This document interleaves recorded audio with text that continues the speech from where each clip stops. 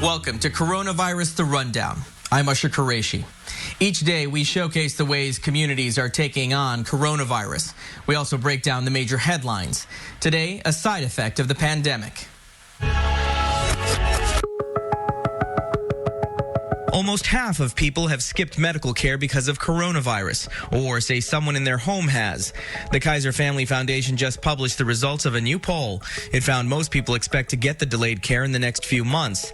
It also found the delays have made conditions worse for 11% of people or their family members. Kaiser says some people had to delay care because of temporary policy changes at clinics and hospitals, and that others made a personal decision to avoid those facilities. Dr. Anthony Fauci says Americans should be wearing masks when they're in public. I do it when I'm in the public for the reasons that, A, I want to protect myself and protect others, and also because I want to make it be a symbol for people to see that that's the kind of thing you should be doing. Dr. Fauci says while face masks aren't 100% effective, they're a valuable safeguard that also show respect for others. Thieves are using stolen credit card information more these days, but people are catching those buys earlier. New numbers from a fraud monitoring company show bogus charges were up 35% in April compared to last year. The trend is expected to continue for May.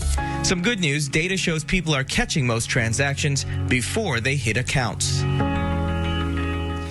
As the unemployment rate sits at an all-time high, there are parts of the economy that are starting to rebound. So a big question for people out of work, how can you succeed in the current job market? Chris Conti reports. It's been 3.5 months since Greg Morrison received a paycheck. 3.5 months sitting in his LA apartment searching for work.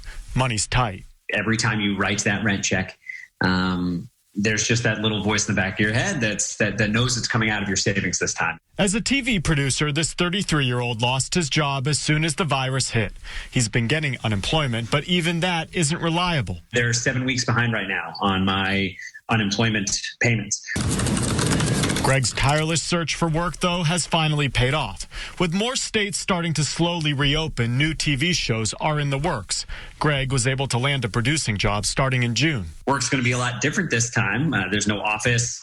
I'm going to be working from home for the foreseeable future. 60% of the people making $40,000 a year or less lost their jobs.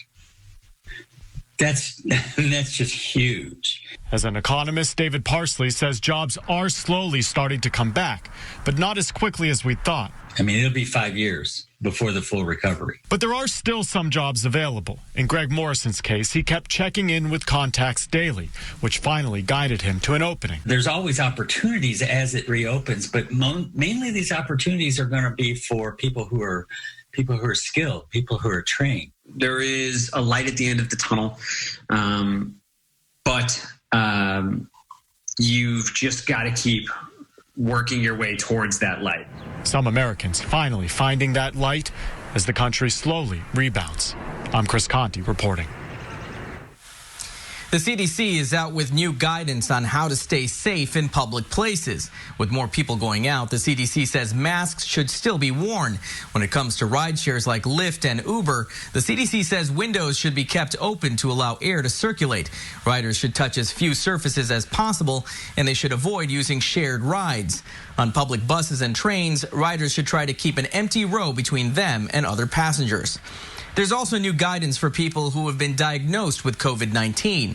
They should stay under quarantine until they've reached 4 days without a fever and at least 10 days since they experienced their first symptoms. They should also be tested again before going out. An Arizona nonprofit is collecting hygiene products for vulnerable youth. Veronica Vernaccio talked to the founder about why this is important.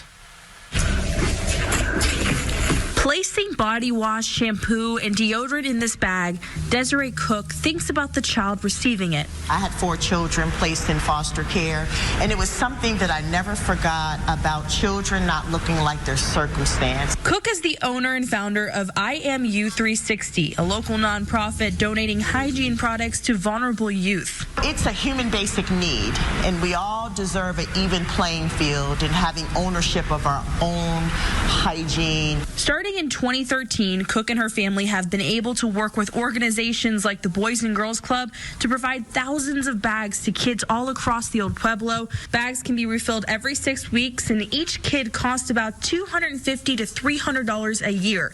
They all contain full-size products to match a child's gender and ethnicity. These are individuals that have their own uniqueness and their own unique needs that are necessary to meet. Since the start of the COVID-19 pandemic, the need has increased, so their services changed. Now bags come with masks, hand sanitizers, and CDC education packets, and they offer curbside pickup and drop-off. We appreciate you coming by, as well as deliveries. If you accidentally forget to put deodorant on, you're not going to raise your hand in class because you don't want people talking about the way you smell, making a difference on the lives of young people to enable them to have great futures. Hashtag I am somebody. And we want them to see themselves when they look in the mirror, but then also use that I am affirmation so that they could see themselves worthy for better, to do better. There's a greater demand to help people meet basic needs right now. Doctors and healthcare practices are becoming better equipped to do that. How do you actually take care of a diabetic who has an empty fridge? How do you help a grandparent who's now homebound and isolated and has depression? That's the head of Health Begin talking about a new national social needs learning collaborative with America's physician groups. It's time now to accept that the new normal has to be a system that allows us to take care of the whole person and a whole family and not just a specific disease. Get people to think about your global panel, your global population, and do proactive outreach. Go find the people that are most vulnerable and need to be seen. It's a more active process. Dr. Robert Fields with Mount Sinai Health System in New York is part of the new collaborative. They partner with nonprofits that hire community health workers. They help screen people for COVID symptoms and things like food insecurity, cross-training staff, and using technology like text messaging. We were able to provide scripts and resources to quickly train them on how to assess for medical and social needs that could be able to pair them and attach them to either a televisit or a connection to social work. We went from the inside out rather than just waiting for folks to come in and identify themselves as having the need. This is the first social needs learning collaborative, including partners all over the country and Puerto Rico. They plan to expand. You can find more information on healthbegins.org. Well, Ford is roasting police cars to kill coronavirus, the complex system that heats the interior to 133 degrees. And a family is protecting its 107-year-old patriarch at all costs right now. Why they say his long life has prepared him for survival.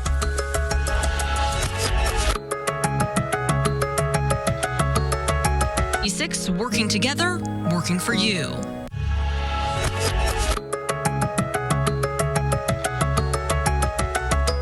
The election is moving forward despite coronavirus, but campaigning is expected to look different. Joe St. George reports it could mean more messages to our phones.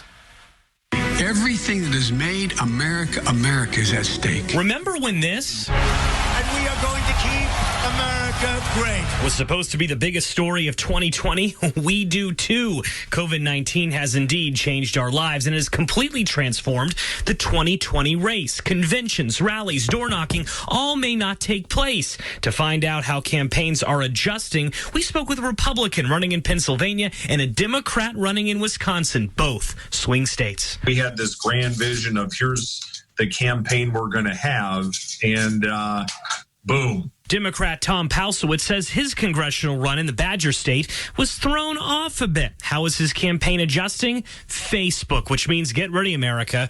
Your news feed will soon be overwhelmed. Facebook is probably going to be our biggest platform. Over in Pennsylvania, I'm envisioning parks. Literally. Republican Heather Heidelbaugh, who is running for Attorney General, thinks parks will become popular. She's also said campaigns will be texting your cell phone a lot. I don't like those text messages that are intrusive.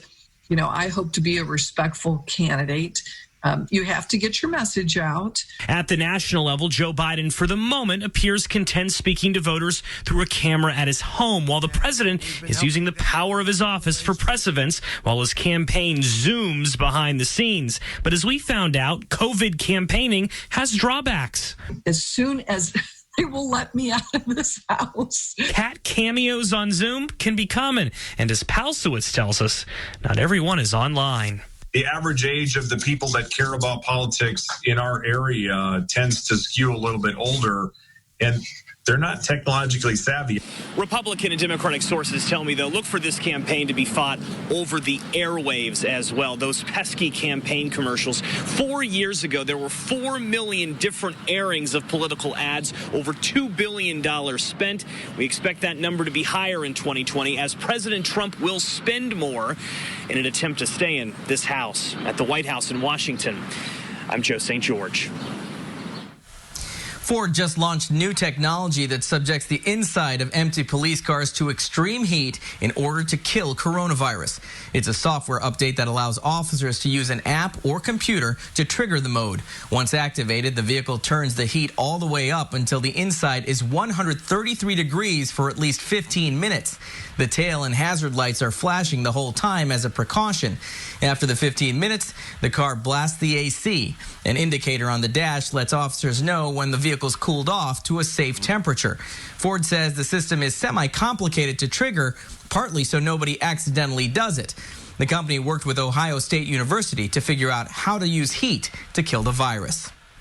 A Wisconsin doctor is testing experimental technology to help people with severe COVID cases. The Cytosorb is a blood filter that uses microbeads to absorb inflammation, causing molecules. In theory, it would stop irreversible organ failure as a result of coronavirus. Dr. Lucian Durham says he's used the technology to help 3 people. Saw a difference within the first 12 hours. Blood pressures were stabilizing, organ function improved, and that correlated with the lab values that we were following that had been going up, and then they started going down. Cytosorb isn't FDA approved yet, but right now doctors are able to use some experimental treatments on extremely sick patients. Stopping the spread of the virus could come down to tracking human behavior, and researchers predicting our next move.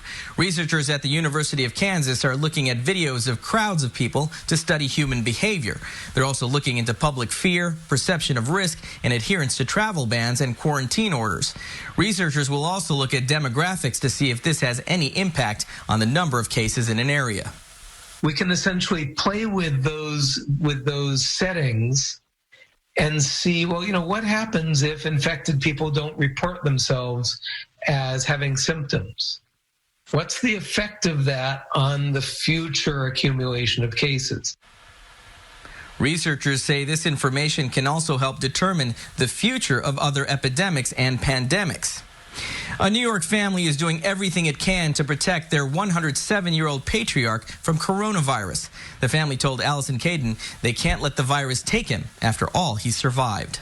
Think positive, it's time to give, oh yeah. I think the coolest thing is that we're all the 4 generations are all bridged through like music. 4 generations sitting together. The eldest is Dr. Alex Glassman. He is 107 years old. He's actually in pretty great shape considering he's 107. His biggest problem is his eyesight. Born in 1913 in the Bronx, Glassman lived through the Spanish flu. He says he doesn't remember that pandemic. He was only 5, but he has conquered cancer, a heart attack, and is currently managing diabetes. And now his family is doing everything they can to prevent him from catching the coronavirus. He's 107 and nobody wants anything to happen to him. He's survived so many things that, to be taken down by a virus would not be acceptable. So all 4 generations are home in Armonk, New York. Everything is delivered or dropped off. Glassman lives across the driveway from his granddaughter's family, the Schlossers. He has full-time caregivers who don't leave. His daughter and her husband live right next door. Are you able to hug him? No. we don't hug him. That's been the hardest part. I always love to give him a hug and a kiss or just rub his arm, hold his hand, and it's very hard. Sometimes the family needs to remind Glassman, a retired doctor, why they can't be close to him and why they were wearing masks. But his family says most of the time he understands. But he just remembers how much we love him because we always are telling him. Love that this family hopes will be expressed in touch, a hug and a kiss, and that Glassman will celebrate his 108th birthday next May without masks and fear of the virus. The family says they plan to play it safe until there's a vaccine. Well, researchers are trying to figure out why people are having coronavirus-fueled dreams. How experts say you can take control. Next. Indiana Tour.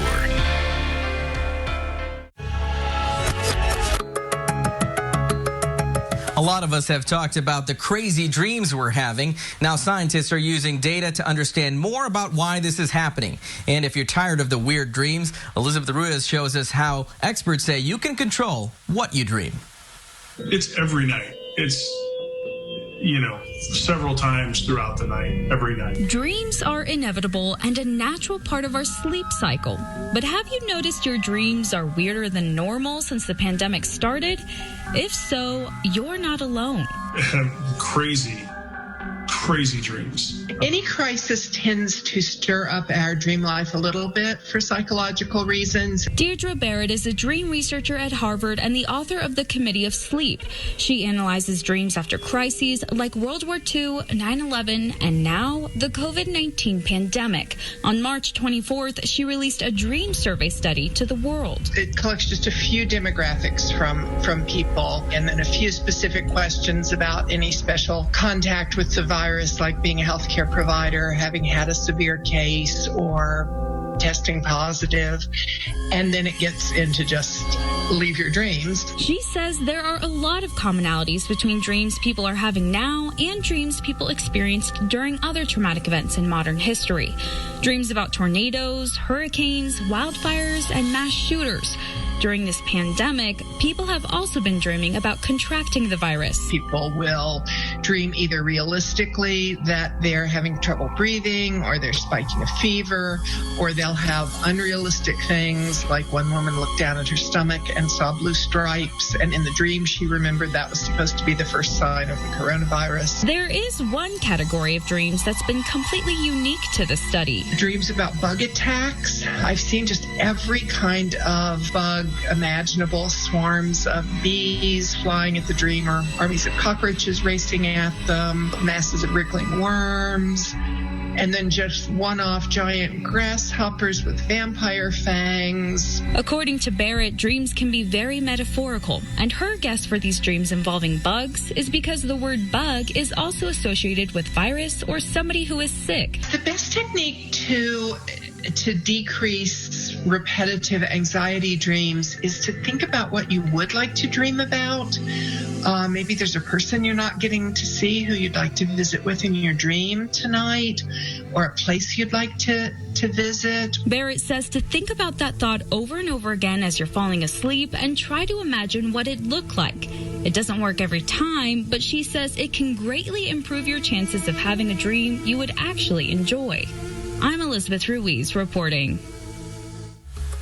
A young man is using unique skills to help those in need. He's whittling bowls to raise money for Feeding America, the lofty goal he just set. Working for you.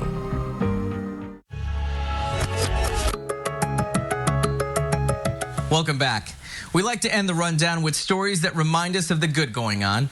Today, a teen in Virginia is using his woodworking skills to help those who are struggling to put food on the table. Charlie Hamilton whittles wooden bowls and sells them in galleries. Each bowl can go for between $50 and $250. Hamilton then donates that money to Feeding America. Just seeing the bright side of this kind of situation is what my goal has been throughout this whole process. Since launching the Serving Bowls project a few weeks ago, Hamilton and his friends have raised nearly $5,000. They're hoping to raise a total of $15,000. Well, that's all the time we have today for Coronavirus, The Rundown. We'll see you next time. I'm Usher Qureshi. Thanks for joining us.